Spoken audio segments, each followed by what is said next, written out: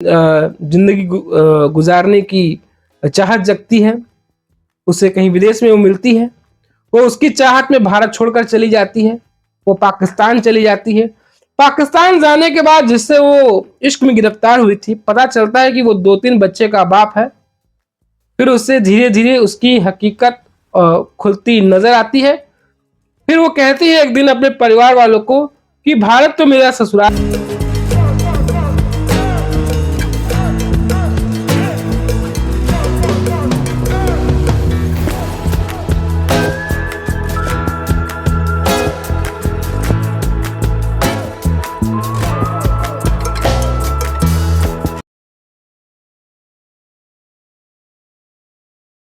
नमस्कार, जय श्री राम, वंदे मातरम, हर हर महादेव। एक बार फिर आज से दोस्तों का आज के हमारे इस एपिसोड में आपका स्वागत है। तो सबसे पहले आप सभी को होली की बहुत बहुत शुभकामनाएं।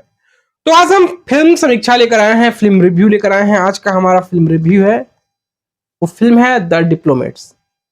ये फिल्म एक सच्ची कहानी पर आधारित है। ये फिल्म ऐसी कहानी है जिसमें आप सुनिएगा और जानिएगा तो आपको के रोंगटे खड़े हो जाएंगे।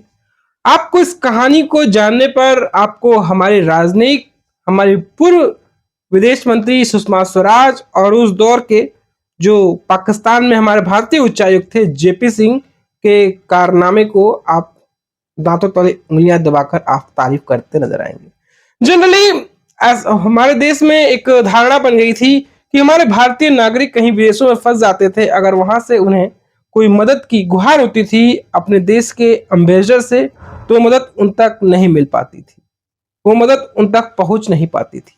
तो आज इसी चर्चा में हम बात करने वाले हैं, एक लड़की की कहानी की हम बात करेंगे और उस फिल्म द डिप्लोमेट्स के माध्यम से हम सुनाने की कोशिश करेंगे। द डिप्लोमेट्स फिल्म है, ये फिल्म है जॉन इब्राहिम की, और इस फिल्म की जो रिव्यू है वो 3 स्टार है। वो जल्द ही आपकी सिनेमा घरों में भी दिखाई देने वाली है। हम बात कर रहे हैं द फिल्म द डिप्लोमेट्स की। सच्ची घटना पर बनी ये प्रेरक कहानी है, जो आप देखिएगा तो आपको बहुत मजा आएगा। मजेदार संवादों के साथ पड़ोसी मुल्क की ये हकीकत को भी बयां करता है। ये फिल्म उस दौर की है जब हमारी विदेश मंत्री श्री दिवंगत सुषमा स्वराज जी थी, श्रीमती सुषमा स्वराज जी थी उस दौर में, और उस समय पाकिस्तान में हमारे एम्बेसडर थे जेपी सिंह जी। फिल्म की शुरुआत जब होती है तो राष्ट्रपिता महात्मा गांधी का कथन है कि अगर मुझे विश्वास है कि मैं यह कर सकता हूं तो मैं निश्चित रूप से इसे करने की क्षमता हासिल कर लूंगा, भले ही शुरुआत में ये मेरे पास इसको हासिल करने की क्षमता ना हो। इस कथन के साथ शुरुआत की गई है। इस कथन को अपने जीवन में साबित करके दिखाया था उज़्मा अहमद ने। बिल्कुल, जब पाने की इच्छा हो किसी चीज को, जज्बे हैं कि हमें उसे हासिल करना है, तो उसे हम हासिल कर सकते हैं। ये जिस उज़्मा अहमद की जिंदगी पर बनी है फिल्म, उसके बारे में कहा जाता है कि उज़्मा अहमद को एक पाकिस्तानी लड़के से प्यार होता है विदेश में, उसके साथ जिंदगी गुजारने की चाहत जगती है, उसे कहीं विदेश में वो मिलती है, वो उसकी चाहत में भारत छोड़कर चली जाती है, वो पाकिस्तान चली जाती है। पाकिस्तान जाने के बाद जिससे वो इश्क में गिरफ्तार हुई थी, पता चलता है कि वो 2-3 बच्चे का बाप है। फिर उससे धीरे धीरे उसकी हकीकत खुलती नजर आती है। फिर वो कहती है एक दिन अपने परिवार वालों को कि भारत तो मेरा ससुराल है, पाकिस्तान तो मेरा ससुराल है, भारत मेरा मायका है, तो कुछ पैसे हैं मेरे, मैं भारतीय उच्चायुक्त में जाऊंगी तो वहां मुझे पैसे मिलेंगे। उसका पति, उसका शौहर उसे लेकर जाता है, तो दरवाजा खटखटाती है। भारतीय उच्चायुक्त तक गलीमत थे कि भारतीय उच्चायुक्त में उसका सुना गया और फिर भारत प्रत्यर्पण उसका हुआ। यह कहानी का किरदार था। इस कथन को अपने जीवन में साबित करके उसने दिखाया उज़्मा अहमद ने, जिसने अपने झूठे प्रेम के जाल में फंसाकर एक पाकिस्तानी नागरिक तो पहले अपने देश बुलाया, फिर उससे जबरन शादी की। मई 2017 में पाकिस्तान में भारतीय उच्चायोग से मदद मिलने के बाद सुरक्षित स्वदेश वापसी लौटी उज़्मा के जीवन की इस कहानी को फिल्म द डिप्लोमेट्स बनी है। उसकी सुरक्षित निकासी में तब पाकिस्तान में सेवारत रहे deputy high commissioner JP Singh और विदेश मंत्री सुषमा स्वराज जी की अहम भूमिका रही है।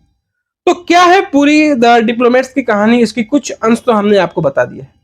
फिल्म के आरंभ में पाकिस्तान के खैबर पख्तूनख्वा के बुनेर से उज़्मा यानी कि सादिया खतीब को ताहिर, जगजीत संधू और उसका एक साथी जो किरदार में है, उसका एक साथी की हम बात कर रहे हैं, भारतीय उच्चायोग लेकर आते हैं। वहां अपना पासपोर्ट दिखाकर वो मदद की गुहार लगाती है। जेपी सिंह यानी कि जॉन इब्राहिम जिस भूमिका में है, मामले की सुध लेते हैं, लेकिन शुरुआती जांच पड़ताल के बाद धीरे धीरे उसके जीवन की परतें खुलती जाती हैं और काम की तलाश में मलेशिया गई उज़्मा की मुलाकात ताहिर से होती है। दोनों एक दूसरे को पसंद करने लगते हैं। उज़्मा को की अपनी पूर्व शादी से एक बेटी भी होती है जो थैलेसीमिया से ग्रसित है।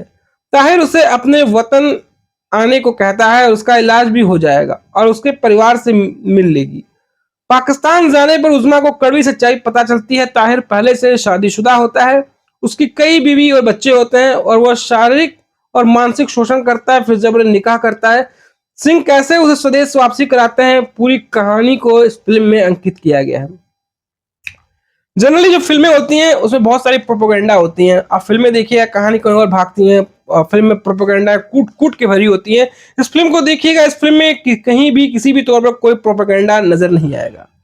अपने इंटरव्यू के दौरान जॉन इब्राहिम ने कहा है कि द डिप्लोमेट्स प्रोपेगेंडा फिल्म नहीं है। वास्तव में फिल्म किसी सरकार का महिमा मंडन नहीं करती है, न ही पाकिस्तान को दुश्मन के देश के रूप में रेखांकित करती है।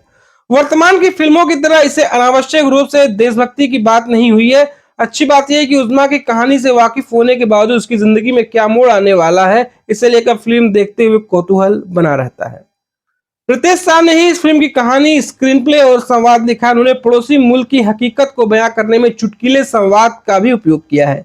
जैसे पाकिस्तान है, यहाँ पर ग्रेट नहीं, यहाँ पर थ्रेट यानी कि धमकी ही काम करता है। फिल्म नाम शबाना का निर्देशन कर चुके शिवम नायर की कहानी पर पकड़ बनाए रखते हैं, हालांकि कहीं कहीं संवेदनाओं को उबारने में थोड़ा वो चूक जाते हैं। फिल्म में कहीं भी संवेदनाएं उभर कर सामने नहीं आती हैं।